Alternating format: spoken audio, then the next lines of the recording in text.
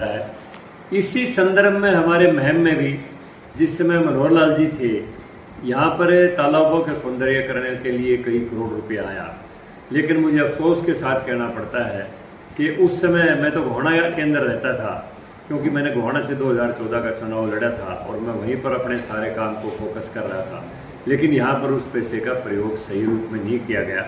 और आज भी कंक्रीट की खड़ी दीवारें और तालाबों का गंदा जल और सड़ते हुए नाले ये हमारे सामने उस दुर्दशा को आज भी परिलक्षित कर रहे हैं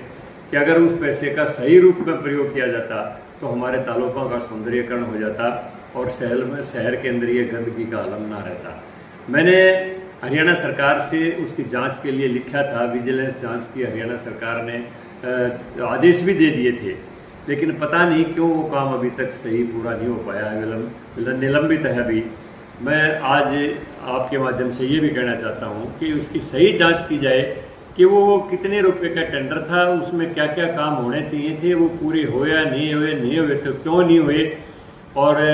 वैसे ही काम को बगैर पूरा किए उससे ठेकेदार की पेमेंट क्यों कर दी गई, इसके पीछे क्या घपला है, इसकी पूरी तरह से विजिलेंस जांच कर ली जाए।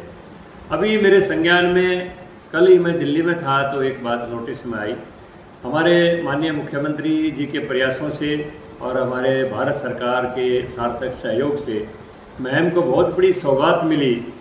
अमृत 2 के तहत 81 करोड़ की महम की पेयजल की समस्या का समाधान करने के लिए ये बहुत बड़ी योजना है और इसके मूर्त रूप होने के बाद महम में पेयजल की कोई समस्या नहीं रहेगी, पूरी तरह से समाधान हो जाएगा। स्टोर वाटर के लिए भी पाइप आ चुके हैं, योजना सारी की सारी तैयार है, पैसा भी आ चुका है, अभी वो काम धरातल के ऊपर उसकी शुरुआत नहीं हुई है। लेकिन मुझे अफसोस के साथ कहना पड़ता है कि हमारे यहाँ के जनप्रतिनिधियों ने या किसी एक जनप्रतिनिधि ने सभी पार्षदों के झूठे हस्ताक्षर करके और एक नापाक कोशिश की उस टेंडर को कैंसिल करवाने की, ताकि वो काम निलंबित हो जाए और फिर उसके बाद जो है नहीं लोगों को उसमें घपला करने का मौका मिल जाए, उसको मिल बांट के बंदर बांट करके उस पैसे को खा जाएं। मैं आज आप सबके माध्यम से हरियाणा सरकार से ये कहता हूँ और मैं मुख्यमंत्री जी को पत्र लिख रहा हूँ कि इस टेंडर को कैंसिल करवाने की कोशिश क्यों की गई, और हमारे पार्षदों ने जिन्होंने खुद बयान दिया है कि हमने कोई हस्ताक्षर नहीं किए, हमारे झूठे हस्ताक्षर किए गए हैं, खुद नगर पालिका की चेयरमैन के भी लगता है झूठे हस्ताक्षर हैं, तो ये षड्यंत्र किसने रचा, क्यों रचा, कौन कौन इसके अंदर शामिल थे कि अगर महम में जो इतनी बड़ी सौगात हरियाणा सरकार के प्रयास से केंद्र सरकार ने दी 81 करोड़ की, और उसके साथ साथ स्ट्रॉन्ग वाटर की अलग से इसमें 100 करोड़ से ऊपर का जो काम है, इसमें क्यों व्यवधान डालने की कोशिश की है, इसकी गहराई से जांच की जाए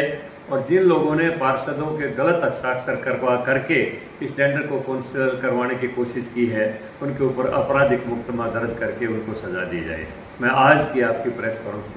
कॉन्फ्रेंस के माध्यम से माननीय मुख्यमंत्री जी से ये अपील भी करूँगा,